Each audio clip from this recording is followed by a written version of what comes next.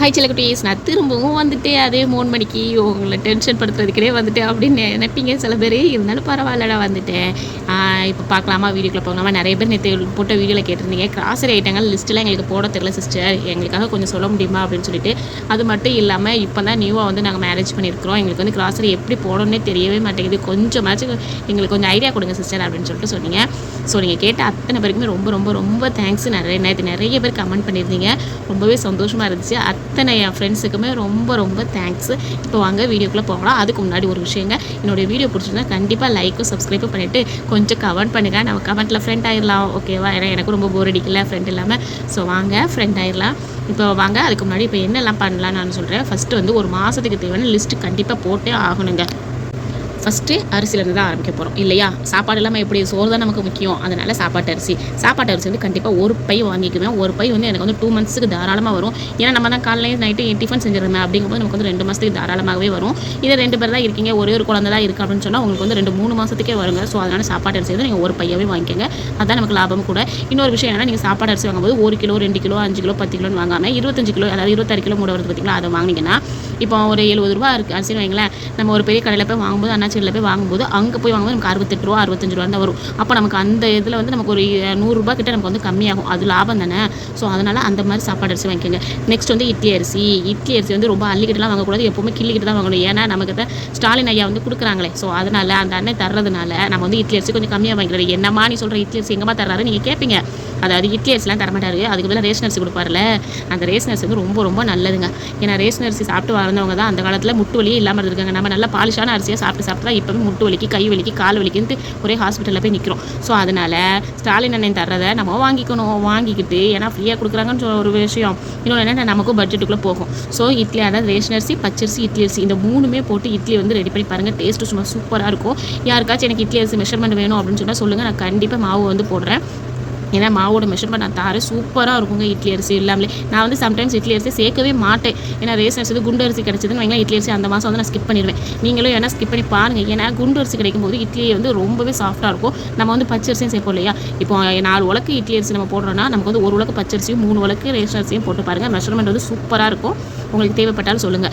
சரி, அடுத்தது பார்க்கலாமா? பச்சரிசி கண்டிப்பாக நமக்கு ரேஷனில் கிடச்சிடும். ஸ்டாலின் அண்ணன் தந்துருவாங்க. அந்த அண்ணன் தரதை நம்ம வந்து தங்கச்சியாக நினச்சி வாங்கிக்கணும். எதனால, நம்ம வந்து பொங்கல் வைப்போம் கண்டிப்பாக. இப்போ பொங்கல் வைப்போம், சக்கரை பொங்கல் வைப்போம், ஒரு ஆப்பம் சுடுவோம், ஏதோ ஒன்று பச்சரிசியாக நமக்கு கிடைக்கும். என்னென்னா இப்போ ஸ்டாலின் எனக்கு என்ன கோவமோ, எல்லாருக்குமே 3 கிலோ தான் கொடுக்குறாங்களா. என்னோட கார்டுக்கெலாம் 3 கிலோ தான்ப்பா வருது, மற்றவங்களுக்குலாம் எவ்வளோ வருது தெரியல. வெறும் 3 கிலோ தந்தால் எந்த இதில் குடும்பத்தை ஓட்ட முடியும்னு அவருக்கு தெரிய மாட்டேங்குது. சொல்லிக் கொடுப்போம். நெக்ஸ்ட் பார்த்தீங்கன்னா பாஸ்மதி அரிசி வந்து கண்டிப்பாக நான் 2 கிலோ வாங்குவேன். ஏன்னா நம்ம வந்து வாரத்துக்கு ஒரு வாட்டி பிரியாணி, ஒரு வாரம் பிரியாணி, ஒரு வாரம் நெய்ச்சோறு அப்படின்னு சொல்லி ஆகுவோமா, அதனால நான் வந்து பாஸ்மதி ரைஸ் வந்து வாங்கிக்குவேன். இப்போ அரிசி வகை முடிஞ்சிருச்சா, நெக்ஸ்ட் வாங்க பருப்பு வகையில் என்னென்னு பார்த்தீங்கன்னா துவரம்பருப்பு நம்ம அண்ணனே தந்துருவார். அதனால ஸ்டாலின் அண்ணனுக்கு பிரச்சனை இல்லை.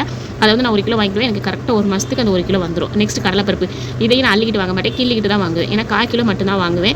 எதுக்கெலாம் தெரியுமா? அந்த புடலங்காய் பொரிக்கும் போது, முட்டைக்கோஸ் பொரிக்கும் போது, அப்புறமா எப்போவாவது ரேராக வடை போடும்போது, மேக்ஸிமம் எங்கள் வீட்டில் உளுந்து வடை தான் இருக்கும். ஏன்னா என் புருஷன் என்ன முதலே பாராட்டிடுவார், ஏமா நீ உளுந்து வடை சுட்டாதாமா அங்கே பஞ்சு போல் வருது, கடையிலலாம் அந்த உன் கைப்பக்கம் இல்லைம்மா அப்படின்றவார். இப்படி ஐஸ் வச்சா நம்ம என்ன செய்வோம், சுட்டு கொடுத்துருவோம் அந்த நம்பிக்கையில்.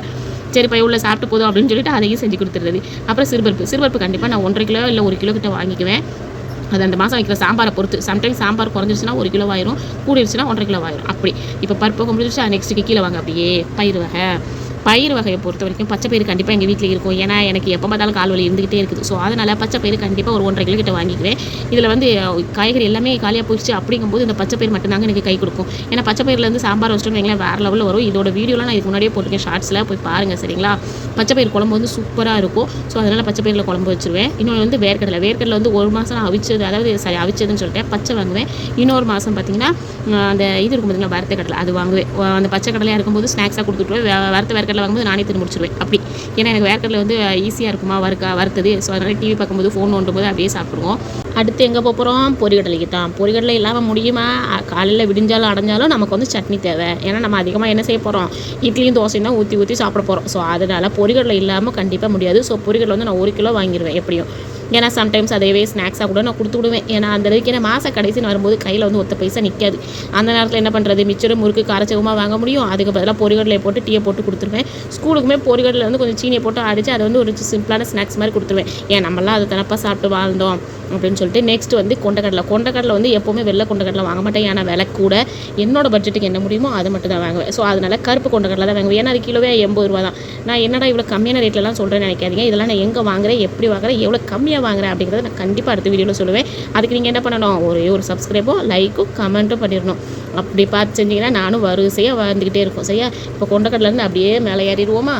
அடுத்து சோயா மீல் மேக்கருமே அப்படி தான். கடையில் வாங்கினா இப்போ எவ்வளோங்க, 100 கிராம் 10 ரூபான்னு சொல்லுதுங்க. இல்லை 100 கிராம் 20 ரூபான்ட்டாரு போன வாட்டி நான் கேட்கும்போது.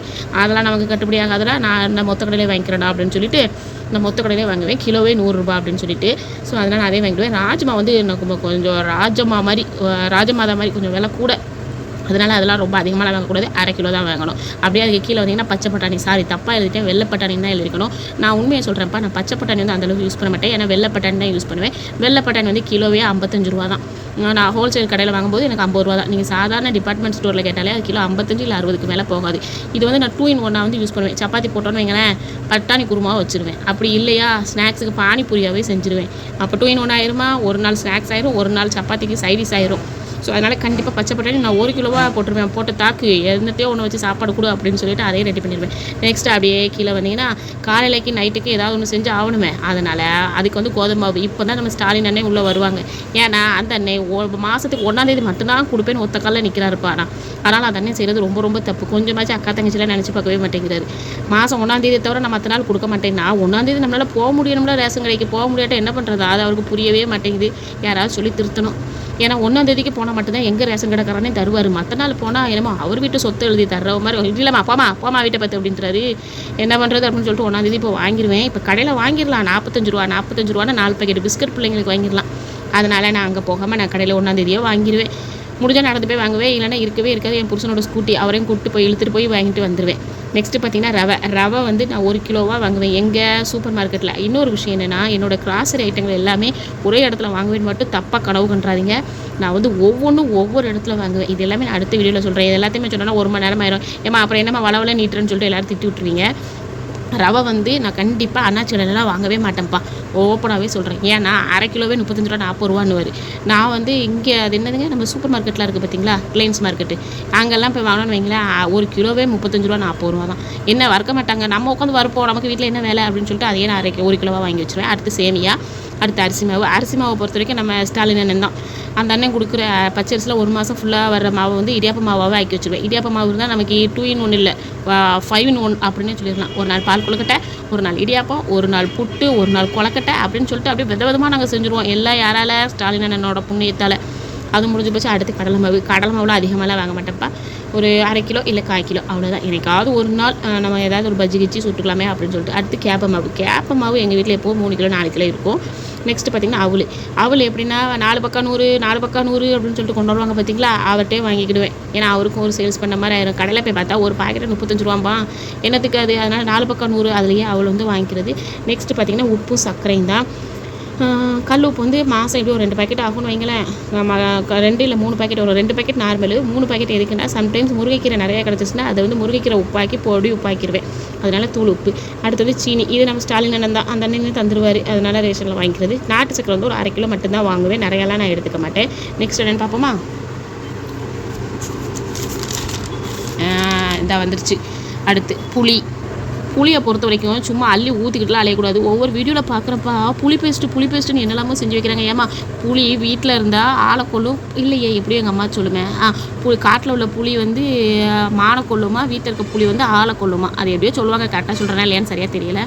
ஏன்னா புளி வந்து அதிகமாக சேர்க்கும்போது நமக்கு வந்து முட்டு வலி வந்துடும். முட்டு வலி வந்து நம்மளால் ஒழுங்காக நடக்க முடியாதுன்னா வெளியில் எங்கேயும் போக முடியாது. அதனால் புளி பொறுத்த வரைக்கும் 1/4 கிலோ தான் வாங்குவேன். எனக்கு அதுவே 1 மாதம் தாராளமாக வரும். சம்டைம்ஸ் அதையும் தாண்டி புனிதமானதுன்ட்டு வந்துடும். அதனால் புளி வந்து அந்தளவுக்கு எடுக்க மாட்டேன். தேன் வந்து 1 வேணால் 1 ஃப்ரீன்னு இருக்கும் பார்த்தீங்களா, அதை வாங்கி வச்சுப்பேன். ஏன்னா பிள்ளைங்களுக்கு ஒரு மருந்து ஏதாவது கொடுக்குறதுக்கு அது கண்டிப்பாக தேவை. அதனால் அது. நெக்ஸ்ட்டுக்கு வாங்க மசாலா பொருள், இது எல்லாமே அஞ்சரைப்பட்டியோட பொருள். இது இல்லாமல் ஒன்றுமே பண்ண முடியாது. எல்லாத்துலேயும் 100 அவ்வளோதான். இப்போ நமக்கு வந்து ஹோல்சேலில் ஒரு ஆள் வந்து கிடச்சிருக்காரு. அதனால் அந்த கடையில் வந்து எல்லாத்தையுமே 1/4 கிலோவாக வாங்கிடுவேன். வாங்கி ஒரு 3-4 மாதத்துக்கு கடை நமக்கு இனிமேல் அது கட்டே போகக்கூடாது அப்படின்னு சொல்லிட்டு அது ஒரு வாளியில் போட்டு அடைச்சி வச்சுருது. ஏன்னா 100 வாங்குறதை விட இந்த மாதிரி 1/4 கிலோ வாங்கும்போது எனக்கு கூட கொஞ்சம் நாளைக்கு வரும். இங்கேயே வத்தல் தனியாக எல்லாமே வாங்கி நான் மசாலாவும் திரிச்சுவேன். என்னுடைய மசாலா வந்து ரொம்ப சூப்பராக இருக்குங்க. அதனால் நான் வத்தத்தூள் எல்லாமே ஒன்றா போட்டு திரிச்சுவேன். ஸோ அது. நெக்ஸ்ட்டு பார்த்திங்கன்னா பிரியாணி மசாலா, பிரியாணி இல்லாமல் முடியுமா? ராஜ சாப்பாடாச்சே. வீக்லி ஒன்ஸ் கண்டிப்பாக செய்வேன். அதனால் பட்டை கிராம்பு ஏலக்காய் பிரியாணியில் இது எல்லாமே எப்போவுமே இருக்கணும். அதுவும் அதிகமாக இருக்கக்கூடாது, எல்லாமே கொஞ்சம் கொஞ்சம் இருக்கணும். ஸோ அதனால் எல்லாமே கொஞ்சம் கொஞ்சம் வாங்குகிறேன். எத்தனை வாங்குறேன், எவ்வளோ வாங்குறேங்கிறது கண்டிப்பாக நான் அடுத்த வீடியோவில் ஷேர் பண்ணுவேங்க. அதனால் இதை மட்டும் கொஞ்சம் பொறுமையாக பார்த்துக்கோங்க. நெக்ஸ்ட்டு பார்த்திங்கன்னா கசகசாலாம் அள்ளிலாம் வாங்கக்கூடாது, கிள்ளி தான் வாங்கணும். ஏன்னா அது அநியாய விலையாக இருக்குது. அடுத்து அன்னாச்சி பூ. நெக்ஸ்ட்டு பார்த்திங்கன்னா எண்ணெய் வகை. எங்கே சுற்றி வந்தாலும் நம்மளோட ஸ்டாலின் அண்ணன் தான் உள்ளே வருவார். பார்த்திங்களா, பாமாயில் 1 லிட்டர் அவரே தந்துடுவார். ஸோ அதனால் பாமாயில் 25 ரூபா தானே. எண்ணெயை பொரிக்க வைக்க கொள்ள எல்லாத்துக்குமே அதுதான் தேவைப்படும். அதனால் பாமாயில் 1 லிட்ரு, நல்லெண்ணெய் 1/2 லிட்டர். நல்லெண்ணெய் எதுக்கு வாங்குறேன்னா, எனக்கு நல்லெண்ணெய் யூஸ் பண்ணணும், நல்லதுன்னு எல்லோரும் சொல்லிட்டாங்க. அதனால் நான் நல்லெண்ணெய் வாங்குறேன் 1/2 லிட்ரு. இன்னொன்று என்னென்னா, அது வந்து நம்ம புட்டுலாம் ராகி புட்டு, கேப்பை இந்த புட்டுலாம் அவிப்போம் பார்த்திங்களா, அதில் ஊற்றி சாப்பிட்டா தான் கொஞ்சம் டேஸ்ட்டாக நல்லாயிருக்கும். அதனால் நல்லெண்ணெய் ஒரு 1/2 லிட்டர், தேங்காய் 1/2 லிட்டரு. இதில் 1/2 லிட்டர் 2ஆக பிரிச்சுப்பேன். ஒன்று வந்து ஹேருக்கு, இன்னொன்று வந்து சமையலுக்கு. நெய் வந்து எப்போவுமே வாங்குவேன்லாம் சொல்ல மாட்டேன், எப்போவாச்சும் தான் வாங்குவேன். மேக்ஸிமம் நம்ம தான் டெய்லி 1/2 லிட்டர் பால் வாங்குறோம்ல, அதுலேருந்து நான் பட்டர் எடுத்து அதில் வந்து உருக்கி வச்சுப்பேன். அதனால் விளக்கெண்ணெய் கண்டிப்பாக வேணும். ஏன்னா ஆளுக்கு எப்போவாது சூடு பிடிக்குது அப்படின்னு சொல்லும்போது வயிற்றில் தொப்புலையும் வச்சு விட்டு பெருவரலையும் வச்சு விட்றதுக்கு தேவைப்படும். அது இல்லாமல் ஹேர் இருக்குது பார்த்திங்களா, அதுக்கும் தேவைப்படும். அதனால் விளக்கெண்ணெய் எப்போவுமே வாங்கி வச்சுருது. ரொம்பலாம் வேண்டாங்க, ஒரு 50 கிராமே போதும் நமக்கு.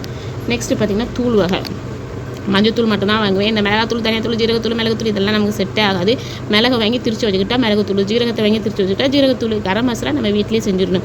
இனத்தை போட்டு கடையில் எல்லாம் வாங்கிக்கிட்டு நம்ம வீட்டில் வெட்டியாக இருக்கும்போது இதெல்லாம் செஞ்சுக்கணும். ஸ்கூலுக்கு எல்லாத்தையும் பற்றி விட்டுட்டு வேலைக்கு அனுப்பி விட்டுட்டு கொஞ்சம் நேரம் நல்லா தூங்கி எழுந்திரிச்சிட்டு அதுக்கப்புறமா இந்த வேலையெல்லாம் நம்ம பார்த்து வச்சோம்னா நமக்கு வந்து கையில் சேவ் ஆகும் காசு. ஸோ அதனால் அந்த நேரத்தில் இந்த கரம் மசாலா செய்கிறதெல்லாம் வச்சுக்குவேன். கரம் மசாலா, பிரியாணி மசாலா செய்கிறதெல்லாம். நெக்ஸ்ட் என்னென்னு பார்ப்போமா? திருப்ப கூட வர மாட்டேங்குது. நெக்ஸ்ட்டு என்னென்னு பார்த்தீங்கன்னா இட்லி பொடி தான். இட்லி பொடியை பொறுத்த வரைக்கும் முருங்கை இலையை வாங்கி முதல்ல 2 கட்டு கீரையை வாங்கி நல்லா கழுவி காய போட்டுருவேன். காய போட்டோன்னா இட்லி பொடி திரிக்கிறதுக்கு நான் வந்து இந்த எள்ளு பொடி அதிகமாகலாம் போட்டுலாம் திரிக்க மாட்டேன்ப்பா, ஓப்பனாகவே சொல்கிறேன். ஏன்னா எள்ளு ஒரு பாக்கெட் 20 ரூபாங்க, 2 பாக்கெட் 40 ரூபா. அதனால் ஒரு பாக்கெட்டு எள்ளு வாங்கிட்டு, இல்லை 2 பாக்கெட் எள்ளு வாங்கிடுவேன். 2 பாக்கெட் எள்ளு, கருப்பு உளுந்து 1/4 கிலோ, அப்புறம் காணம், வத்தல், புளி, மிளகு, வெள்ளைப்பூடு எல்லாத்தையும் போட்டு நல்லா ஒரு பொடி திரிச்சு வச்சுருவேன். கிட்டத்தட்ட அது 1 கிலோவுக்கு வந்துடும். அந்த 1 கிலோ பொடியை எங்களுக்கு 1 மாதத்துக்கு மேலேயே தாண்டி வந்துடும். எங்கள் வீட்டு ஜன்னலில் எப்போவுமே இட்லி பொடி, முருங்கை இலை பொடி இருக்கும். ஸோ அதனால் அதுதான் முருங்கை இலை பொடி எங்களுக்கு வேணும் அப்படிங்கிறவங்க முருங்கை இலை அப்படின்னு சொல்லிட்டு நீங்கள் ஒரு கமெண்ட்டை தட்டி விட்டுட்டிங்கன்னா நாங்களும் முருங்கை இலை அப்படின்னு ஒரு வீடியோ போட்டு விட்ருவோம். ஓகேவா? நெக்ஸ்ட்டு டீ தூள் வந்துட்டாரா நம்மளோட ஸ்டாலின் அண்ணன்.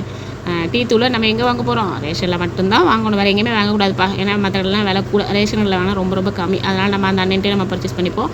நெக்ஸ்ட்டு ரொம்ப பெரிய ஆட்கள் இவங்க தான் இருக்கிற இதில், இவங்க தான் ஓவர் பெரிய ஆட்கள். ஆனால் இதெல்லாம் கண்டிப்பாக வேணும், ஏன்னா குழந்தைங்க இருக்கிறாங்க. நட்ஸ் வகைகள். கருப்பு முந்திரி எனக்கு, பாதாம் பையனுக்கு, டேட்ஸு என் ஹஸ்பண்டுக்கு, முந்திரி பாயாசத்துக்கு அப்படி தான் நான் வாங்கிட்டு இருக்கேன். ஏன்னா என்கிட்ட ரத்த சத்தே இல்லை, அதனால் நான் கருப்பு முந்திரி எனக்கு, பாதாம் வந்து பிள்ளைங்களோட மூளை வளர்ச்சிக்கு, டேட்ஸு இரும்பு போல் இருக்கிறதுனால என் புருஷனுக்கு, முந்திரி வந்து பாயாசத்துக்கு. இப்படி தான் ஓடிக்கிட்டு இருக்கு. அதுக்கடுத்து பார்த்திங்கன்னா அப்பளத்தை பொறுத்த வரைக்கும் ஒரே ஒரு பேக்கெட் தான் வாங்குவேங்க. நீங்கள் என்ன நினச்சாலும் சரி, என்னமா இப்போ சும்மா எதுவும் போய் சொல்கிறேன்லாம் நினைக்காதீங்க. ஒரே ஒரு அப்பளம், அதுவும் பேரின்ப விலாசம் இல்லை ஸ்டார் ஏதோ ஒன்று 20 ரூபா பாக்கெட்டு, ஒன்று தான் வாங்குவேன் ஒரு மாதத்துக்கு. ஏன்னா அடிக்கடி அப்பளம்லாம் பொரிக்க மாட்டேன். அடிக்கடி அப்பளம் பொரிச்சா எண்ணெய் காலியாயிரும். அதனால் நான் அடிக்கடி அப்பளம் பொரிக்காமல் அதுக்கு பதில் பேட் அப்பளம் இருக்கா, அது வந்து கிலோவே எனக்கு வந்து 80 ரூபான்னு தான் கிடைக்கும். நான் சொன்னேன்ல ஹோல்சேல் கடையில் 80 ரூபான்னு வாங்கிக்குவேன். இது எங்கெங்கே வாங்குறேன், எப்படி வாங்குறேன், ஒவ்வொன்றும் எந்தெந்த பொருளை எந்தெந்த கடையில் வாங்குறேன் அப்படிங்கிறத நான் கண்டிப்பாக சொல்கிறேன். எல்லாத்தையும் ஒரே கடையில் வாங்கி ஏமாற மாட்டேன் கண்டிப்பாக, ஒவ்வொன்றும் ஒவ்வொரு இடத்துல. நெக்ஸ்ட்டு பார்த்திங்கன்னா பானிபூரி அப்பளம், அதுவும் கிலோ 80 ரூபா தான். பானிபூரி பொரி அது கிலோவே 50 ரூபா தான். கொஞ்சம் போருங்க, மூச்சு விட்டுக்கிறேன். பானிபூரி பொரி அது 50 ரூபா தானே. இந்த 50 ரூபாய்க்கு நான் வாங்கி வச்சுருவேன். எனக்கு 1 கிலோ 1.5 மாதத்துக்கு வரும். பிள்ளைங்க ஸ்நாக்ஸாகவும் அப்பப்போ வறுத்து கொடுத்துருவேன். எதுன்னு தெரியுதாங்க உங்களுக்கு? இந்த மஞ்சள் கலரில் குட்டி குட்டி பொரியாக இருக்கும் தெரியுமா, பானிபூரி பொரி, பீச் ஓரத்துலலாம் வச்சுருப்பாங்கல்ல, அந்த பொரி தான். ஊறுகாய் வந்து சீசன் ஃபுட்டு. எங்கள் வீட்டிலலாம் சீசன் பழம் எப்படி இருக்கோ அது மாதிரி சீசன் ஃபுட்டு. அந்தந்த மாதத்துக்கு எதுவும். இப்போ எலுமிச்சப்பழம் வந்து சீசனா, ஸோ எலுமிச்சப்பழம் ஊறுகாய் போடுறா அப்படின்னு சொல்லி போட்டுருவேன். போன மாதம் மாங்காய் சீசன் போடுறா, மாங்காய் ஊறுகாவன்னு போட்டாச்சு. அதுக்கு முந்தின மாதம் தக்காளி ஊறுகாய். இப்படி ஒவ்வொரு ஊறுகாவும் ஒவ்வொரு சீசனில் நாங்கள் போட்டு டேஸ்ட் பண்ணிகிட்டே இருப்போம். நெக்ஸ்ட்டு பாத்ரூமே, இவங்க க்ளீனாக இருந்தால் நம்மளும் க்ளீனாக இருக்க முடியும். அதனால் பாத்ரூம் லிஸ்ட்டில் கோகுல் சாண்டல் தான் நாங்கள் போடுவோம். ஏன்னா அப்போ தான் கொஞ்சமாச்சு கலர் ஆகலாம், என் பிள்ளைங்களை கலர் ஆக்கலாம், நானும் கலர் ஆகலான்னு சொல்லிட்டு கோகுல் சாண்டல் தான் நாங்கள் போடுறோம். ஆனால் இன்னும் அப்படியே தான் இருக்கணும், அது வேறு கதை. கோகுல் சாண்டல் 3 சோப்பு வாங்கிப்பேன். அடுத்து துணி துவைக்கிற சோப்பு ஒரு 5-6 சோப்பு. அடுத்து விம் லிக்யூடு கண்டிப்பாக வாங்க மாட்டேன். ஏன்னா லிக்யூடுன்னு வைங்களேன், ஒரு நேரம் என் புள்ள வந்து பாத்திரத்தை கழுவும்போது லிக்யூடு நல்லா இருக்குமா, வாசனையாக இருக்குமான்னு சொல்லிட்டு அள்ளி ஊற்றிடுறா. செட் ஆகுமா? கண்டிப்பாக செட் ஆகாது. நம்ம மட்டும் ஒத்த கையாக இருந்தால் கண்டிப்பாக செட் ஆகும். இது வந்து ரெட்டை கை, அதனால் அது இல்லாமல் ஓட்டக்கை, அதனால் நான் அப்படி செய்ய மாட்டேன். அதுக்கு பதிலாக சோப்பை வாங்கி 2ஆக கட் பண்ணி கொடுத்துருவேன். ஏம்மா நீ பாத்திரம் கழுவ போறியா, வா பாதியை ஓட வச்சு பாத்திரத்தை கழுவு அப்படின்னு சொல்லி கொடுத்துருவேன். முழு சோப்பாகவும் கொடுக்க மாட்டேன். சில யூடியூப்லலாம் பார்க்குறேன் முழு சோப்பு அப்படியே போடுறாங்க. முழு சோப்புலாம் கரைய மனசு சேர்ந்து கரையுது, அதெல்லாம் நமக்கு செட் ஆகாதுமா. பாதியாக உடச்சி 2ஆக தான் நாங்கள் எப்போவுமே யூஸ் பண்ணுறது. அடுத்து பேஸ்ட்டை பொறுத்த வரைக்கும் மொத்தமாலாம் வாங்க மாட்டேன். உண்மையை சொல்கிறேன், 10 ரூபா பேஸ்ட்டு 4ஆக வாங்கிடுவேன். அதுவும் ஒரே பிராண்டாக வாங்க மாட்டேன். 10 ரூபா பேஸ்ட்டு க்ளோஸ்அப் ஒன்று, பெப்சோடன் ஒன்று, டாபர் ரெட் ஒன்று, இந்த 3ஐயும் மாற்றி வாங்கிக்கிடுவோம். மொத்தம் 4 வாரத்துக்கு 1. அப்படி தான் எங்களோட கணக்கு. ஏன்னா நான் மொத்தமாக வாங்கி வச்சா என் பிள்ளைங்க அது என்னமோ க்ரீமு மாதிரி பிச்சு போட்டுக்கிட்டு இருக்குங்க. சரிப்பட்டு வருமா இரு அப்படின்னு சொல்லிட்டு ஆளுக்கு 1 சொல்கிற மாதிரி இப்போ வாரத்துக்கு 1 அப்படின்னு சொல்லி பேஸ்ட்டை வாங்கி வச்சுக்கிறது. என்ன கரண்ட் போய்ட்டோ, இந்த கரண்ட்டுக்கு வர வேலையே இல்லை.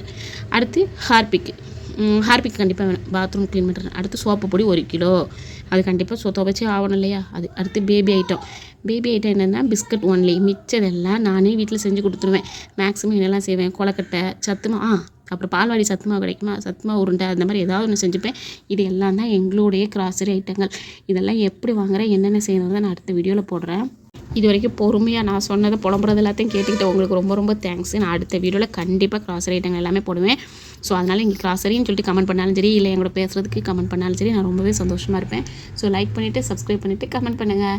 ஓகேவா? நான் நெக்ஸ்ட் வீடியோவில் கிராசரி ஐட்டங்கள் எங்கே வாங்குறேன், எப்படி வாங்குறேன், எவ்வளோ கம்மியான ரேட்டில் வாங்குறேன் அப்படிங்கிற எல்லா டீட்டெயிலுமே நான் சொல்கிறேன். இப்போ இதோட நான் முடிச்சுக்கிட்டு போயிட்டு வரேன். டாட்டா. அடுத்த வீடியோவில் பார்ப்போம். பாய்.